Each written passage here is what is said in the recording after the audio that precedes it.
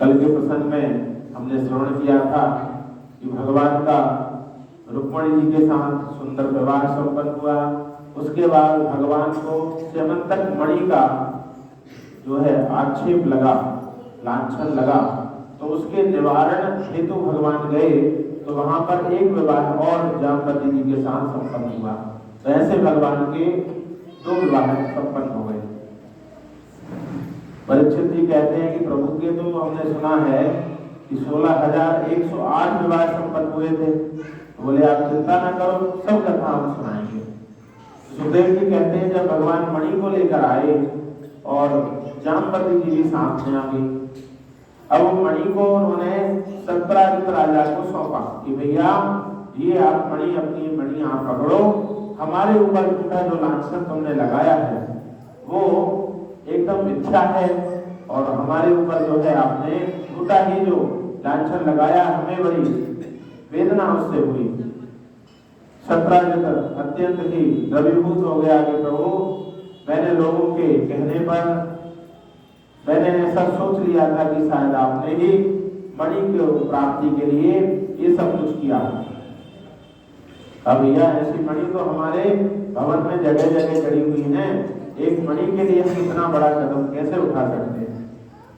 सत्राजित भी भगवान को बार बार कोटि कोटि नमन करके अपने घर चले गए। भगवान दरबार में जब पहुंचे तो जो लोग भगवान के लिए कह रहे थे ना, अरे वो तो जन्म का ही चोर है, जन्म का ही जो है लुटेरा है, इसलिए मणि भी उसने लूट ली है, चोरी कर ली है, तो वो सभी भी नतमस्तक होकर भगवान के समीप आ गए कि प्रभु हमने तो देखो लोगों के कहने पर ऐसा विचार कर लिया कि शायद आपने ही मणि को चुराया है, लेकिन हमें आप क्षमा कीजिए, हमारे हृदय में आपके प्रति अब कोई द्वेष भाव नहीं रहा। भगवान ने सबको अभय रख दिया।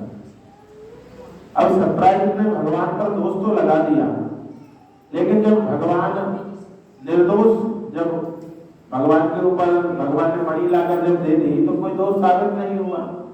तो भगवान निर्दोष जब हुए तो सत्राजित का आप लोगों ने परिहास करना शुरू कर दिया, अरे ये कितना कपटी है, उसने भगवान पर दोष लगा दिया। जो द्वारकाधीश हैं, जगत के स्वामी हैं, जिनके खजाने में मणियों की कमी नहीं है। अब देखिए जो लोग भगवान के लिए कह रहे थे कि वो तो जन्म के, वही लोग मणि मिलने पर कहते सत्राजित तुमने बहुत ही जो है ठीक बात नहीं की है, दोष किया, दोषपूर्ण बात की है। तो अब सत्राजित ने जीना दुश्वार कर दिया। जहां भी जाता है सब लोग कहते हैं अरे तुमने बहुत ही अहित वाला कर्म किया है, निंदनीय कर्म किया है। अब सत्राजित विचार करने लगा क्या किया जाए, इस दोष से मुक्ति कैसे हो।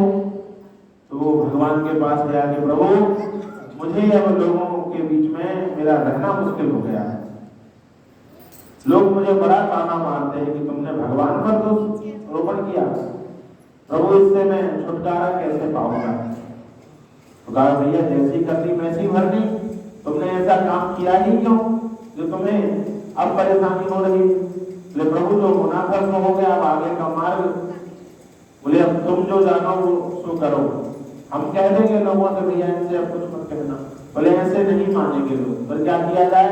बोले देखो मैंने आपको मणि की दोष लगाया, तो मेरी पुत्री जो है सब देवियों में मणि के समान है, तो उस सत्यभामा का विवाह मैं आपके साथ कर दूंगा और उस मणि को भेंट स्वरूप में आपको दे दूंगा।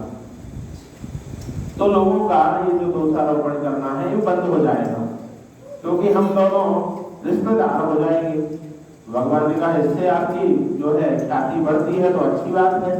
तो भगवान का विवाह संपन्न हुआ, लेकिन भगवान कहने लगे भैया मणि तो अब हम नहीं लेंगे, मणि के एक फेर में हमारे 2 विवाह हो गए, अब ये मणि हम नहीं रखने वाले। और अब लोग ये भी कह सकते हैं कि जो लोग कह रहे थे कि मणि के लिए भाई को मारा, लोग ये भी कह सकते हैं मणि के लिए विवाह कर लिया। कृष्ण छलिया है जो मणि के लिए देखो वो राजा की पुत्री से विवाह ही कर लिया, तो हम ये मणि नहीं रखने वाले। ताकि प्रभु मणि के लिए तो सब कुछ स्वयंवर ये हो रहा है, मणि के लिए तो विवाह करवा रहा हूं। बोले एक काम करो, मणि तो हम नहीं रखेंगे, लेकिन मणि से जो सोना निकलता है वो हमारे यहाँ भिजवा दिया करो, तो आधी मणि आपके पास हो गई, आधी मणि का हमारे पास सोना आता रहेगा। इससे लोगों में भी ये भ्रांति नहीं फैलेगी कि मणि के लिए विवाह किया। तो भगवान का ऐसे 3 विवाह संपन्न हुए। द्वारकाधीश भगवान की जय। सुखदेव जी कहते हैं जो कोई इस मणि वाले प्रसंग का पाठ करता है उसके ऊपर जो झूठा लांछन कोई लगा दे उस लांछन से मुक्ति मिल जाती है। जो दशम स्कंद में जो मणि वाला प्रसंग है उसका जो संस्कृत में पाठ करता है अथवा हिंदी में पाठ करता है उसके ऊपर जो झूठा लांछन लगा है वो मिट जाता है। ऐसे भगवान के 3 विवाह हुए, रुक्मिणी जी से, जामवती जी से और सत्यभामा जी से। अब भगवान का चौथा विवाह मित्रविंदा जी से हुआ। एक बार भगवान हस्तिनापुर गए। हस्तिनापुर जाकर जो पांडवों की उनको सूचना मिली कि पांडवों का जो है लाक्षा ग्रह में वो दहन हो चुका है। तो भगवान तो सर्वांतर्यामी है, सब इनका ही खेल रचा हुआ है। तो शोक प्रकट करने को गए। उसके बाद जब सूचना मिली कि नहीं वो सुरक्षित हैं, तो पुनः भगवान उनसे सकुशल क्षेम पूछने के लिए गए। तो कुंती माता से मिले, सब पांडवों से मिलन भेंट हुई और अर्जुन के साथ भगवान शाम के समय रथ लेकर टहलने के लिए चल दिए। तो दिल्ली से रथ को चलाया और रथ वृंदावन की ओर बढ़ा। तो कुछ दूर जाकर ही यमुना जी के तट पर एक युवती बैठी तपस्या कर रही थी। अर्जुन ने कहा कि प्रभु अब अभी तक तो हमने तपस्वी देखे, ये तपस्वी किसके लिए तप कर रही है? भगवान ने कहा जाकर पूछ लो किसके लिए तप हो रहा है। तो अर्जुन ने कहा प्रभु मैं जाऊं? बोले हाँ आप जाओ। तो अर्जुन पहुंचे कि देवी जी प्रणाम, आप बता सकती हैं आप किसके लिए तपस्या कर रही हो? तो अर्जुन से कालिंदी यमुना महारानी कहती हैं कि मैं भगवान कृष्ण को प्राप्त करने के लिए तपस्या कर रही हूँ। अर्जुन मुस्कुरा दिए, बहुत बहुत अच्छा, आपकी तपस्या सफल हो गई है। श्याम सुंदर जी स्वयं आपको दर्शन देने आ गए। भगवान को इशारा किया कि आ जाइए, चौथा विवाह आपका इधर संपन्न करा देते हैं। तो वहां पर अर्जुन के समक्ष ही भगवान का कालिंदी से चौथा विवाह संपन्न हो गया। द्वारकाधीश भगवान की जय। ऐसे भगवान के 4 विवाह संपन्न हुए। सुखदेव जी कहते हैं कि परीक्षित और आगे बताएं। परीक्षित कहते हैं हाँ प्रभु हमें तो 16,108 सुनना। बोले बैठे रहो, सुनाते जा रहे हैं। अगला विवाह भगवान का मित्रविंदा नाम की देवी से हुआ। बिंद और अरविंद नाम के 2 भाई थे। तो वो दोनों भाई जो है वो दुर्योधन के मित्र थे। तो वो चाहते थे कि हमारी बहन मित्रविंदा का विवाह दुर्योधन के साथ संपन्न हो। लेकिन मित्रविंदा जो है रुक्मिणी जी की तरह भगवान के गुणानुवाद सुन चुकी थी, तो भगवान में ही उन्होंने मन लगा लिया। तो उनकी भी जब सूचना भगवान को मिली तो भगवान उनको भी हरण करने पहुंच गए और मित्रविंदा जी को, दोनों भाइयों को परास्त करके विंदा अरविंद को और मित्रविंदा जी को अपने साथ ले आए, उनसे विवाह संपन्न किया। दुर्योधन तब से भगवान का शत्रु बन गया। अभी तो पांडवों का शत्रु था, अब भगवान का शत्रु बन गया। तो ऐसे भगवान के 5 विवाह संपन्न हुए। एक नागनिजिति नाम की देवी, जिनके पिता का नाम था नग्नजित, जिन्होंने शर्त रख रखी थी कि जो कोई भी मेरे यहाँ पर पुत्री का स्वयंवर करने आएगा, और स्वयंवर कई प्रकार के होते थे। किसी में जो है मछली भेदन करना है, किसी स्वयंवर में धनुष को तोड़ना है, किसी स्वयंवर में हाथी से लड़ना है, किसी स्वयंवर में मतलब अनेक शर्त रखी जाती थी। तो इन्होंने शर्त बड़ी विचित्र रखी। बोले मेरे यहाँ पर 7 उन्मत्त बैल हैं, 7 बैल जो बहुत ही हाथी के जैसे शरीर वाले, और इन 7 बैलों को जो एक रस्सी में बांध देगा, एक रस्सी में नथ देगा, उसी वीर के साथ मैं कन्या का विवाह करूंगा।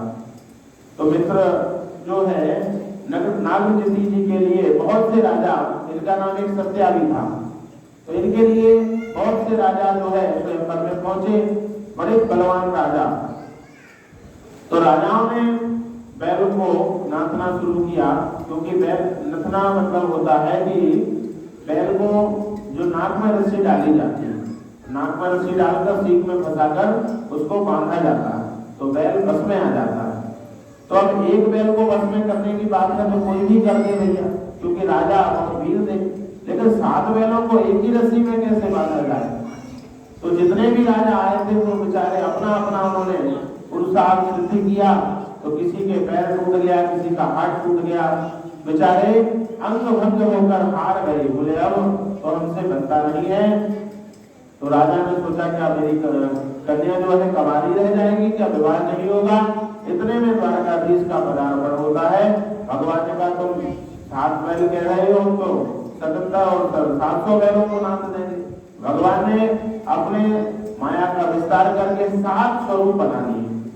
अब बैलों को लग रहा है कि ये हमारे पास खड़े हैं, तो 7 बैलों को बड़े आनंद पूर्वक एक ही खेल में 7 को एक रस्सी में भगवान ने बांध दिया है।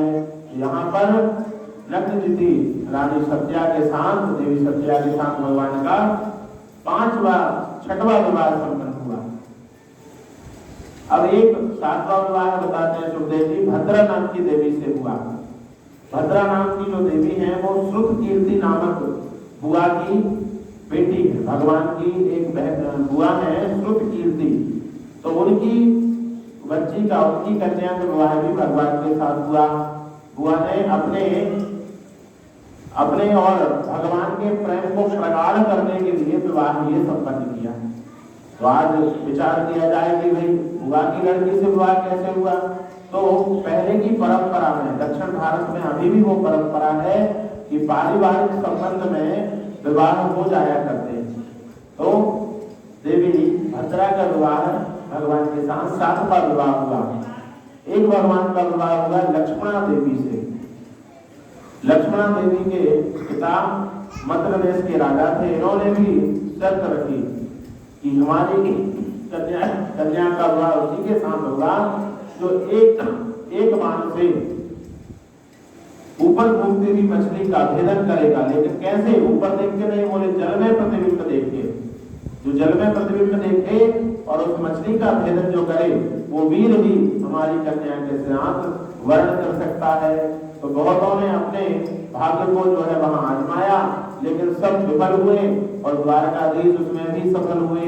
द्वारकाधीश भगवान की। तो सुखदेव जी कहते हैं कि देखो परीक्षित, ये 8 विवाह भगवान के हो गए। परीक्षित कहते हैं कि देखो बात तो अपनी 16,108 विवाह की हुई है, बाकी विवाह, सुखदेव जी कहते हैं कि बाकी विवाह जो है भगवान ने एक ही मुहूर्त में किए। 16,100 विवाह भगवान के एक ही मुहूर्त में हुए हैं। तो सुखदेव जी से परीक्षित कहते हैं वो कैसे हुए, ऐसी विचित्र घटना कब घटी। तो बोले एक महादैत्य था, जब भगवान को उसने महाराज करते देखा तो उसके मन में भी जिज्ञासा हुई कि भैया हम भी महाराज करेंगे। तो ये क्या करता है, देश देश में जाता है, वहां के राजाओं को हराता है और उनकी कन्याओं को उठाकर कारागृह में डाल देता है। भौमासुर नाम का वो दैत्य। अब संख्या पूरी होगी तब विवाह करेगा, तो संख्या पूरी हो नहीं पाई थी। इतने में ही भगवान पहुंच गए वहां पर। 16,100, तो 108 करना था लेकिन 8 नहीं हो पाए, 16,100 पर ही भगवान पहुंच गए। अच्छा, जितनी कन्याओं को ये लेकर आए थे उतने राजाओं को भी इसने बंदी बना रखा था। राजा को हरण करता था, उनकी कन्याओं को हरण करता था, जेल में डाल देता था। अब भगवान का जब पदार्पण हुआ तो उसके महल के बाहर बहुत व्यवस्था थी सैनिकों की। भगवान जैसे ही आए सब गोला बारूद भगवान पर बरसाने लगे। भगवान ने सभी को काटते हुए और महल के अंदर प्रवेश किया। तो उन राजाओं को सबसे पहले भगवान ने मुक्त कराया, जिनके राज्य से ये राज्यों पर जिसने आक्रमण किया था उनको बंदी बनाकर लाया था। सब राजा भगवान की प्रार्थना करने लगे और कहा कि प्रभु अब हमारी बेटियों को भी आप जो है बंधन मुक्त कराइए इस राक्षस से। तो उस भौमासुर का उद्धार करके भगवान ने उन कन्याओं को भी उस कारागृह से मुक्त कराया। सभी कन्याएं मुक्त तो हो गई, लेकिन कन्या हाथ जोड़कर कहने लगी, प्रभु इतने दिन से हम इसके कारागृह में थे, अब ये बताइए कि हमारा वरण कौन करेगा, क्योंकि हम पर लांछन लग चुका है कि हमने जो है दूसरे के घर जो है हम रहे, तो हमारे घर बार तो छूट गया है, कोई विवाह करने वाला नहीं है। अब तो दो रास्ते बचते हैं, या तो आप हमारा वरण कर लीजिए या फिर हमें मृत्यु दंड दे दीजिए। भौमासुर जो था वो भूमि पुत्र था, तो सत्यभामा जी को भगवान साथ में ले गए थे। सत्यभामा भी जो है भूमि की स्वरूप है, भूमि मतलब लक्ष्मी का स्वरूप, तो ये भाई बनता है, भाई रिश्ते में होता है भौमासुर। तो सत्यभामा जी को साथ लेकर गए थे। सत्यभामा जी से पूछा कि बताओ अब क्या किया जाए, तो सत्यभामा जी ने भी आज्ञा दे दी कि प्रभु जब उनके पास कोई सहारा नहीं है तो आपका जो द्वार है वो सबके लिए सुलभ है। तो द्वारकाधीश भगवान ने सभी को एक मुहूर्त में स्वीकार किया। ऐसे भगवान के 16,108 विवाह संपन्न हुए। द्वारकाधीश भगवान की जय। 16,108 विवाह भगवान के हुए।